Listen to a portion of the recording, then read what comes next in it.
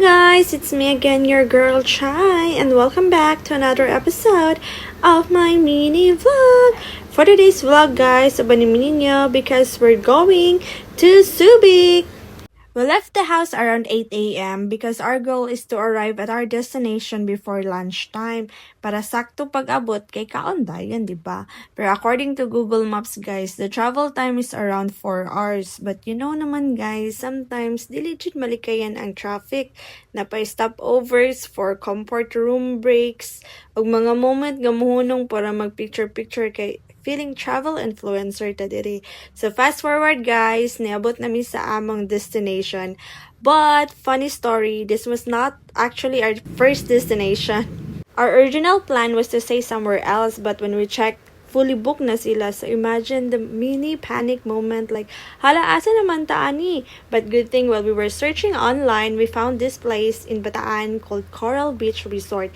And the best part, they accept walk-ins guys. And hindi pa sila fully booked, diba? So we were like, sige na nga, let's go, diri na ta. Pero dili gid siya kamahayan guys, kay nice jud guys tanan. Ang dagat, ang swimming pool, dagan kaayo pwede mabuhat inside the resort guys. Pwede ka mag-walking sa dagat, magpahangin, magdulag volleyball, magdulag chess, magdulag billiard. Pwede po ka mag-gym, kay naa sila gym inside the resort. Nya dili gid kamahayan ganon, diri man niabot ug diri may gipaanhi sa Ginoo. So, dili gid mawala ang fit check sa atong mga laag guys, no? So, here I am, nag-posing nga mura gyud og true nga influencer. Charet!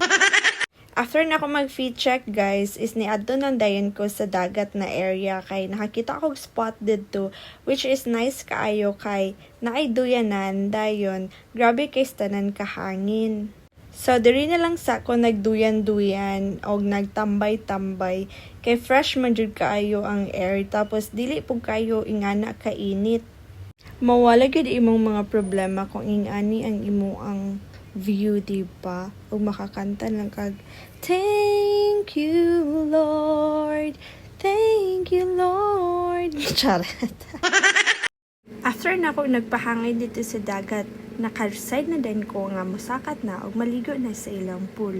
Take note day guys, ang ilang swimming pool is salted day siya. So, parat-parat gud siya kung imo nang mainom. So, be careful na lang dayon.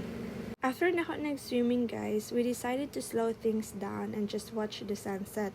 And honestly, this is one of the most beautiful sunset I've ever witnessed.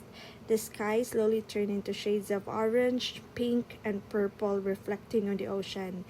Everything felt calm, the sound of the waves, cool breeze, and the perfect golden hour glow.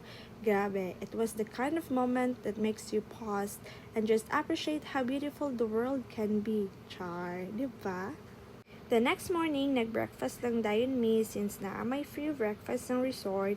Naligo kadali sa dagat. Then, after na mo naligo guys, nibalik din ko dito sa naay na maligya og bulad. Kay murag lami kay iyang mga bulad. Ingon si auntie, ang mga bulad daw niya kay wala dayo salt. So, tabang siya, diba? Then, secured na ang bulad. Then, nag-check out na lang dayon mi and then we headed back home. Thank you. Love, love. Mwah, mwah.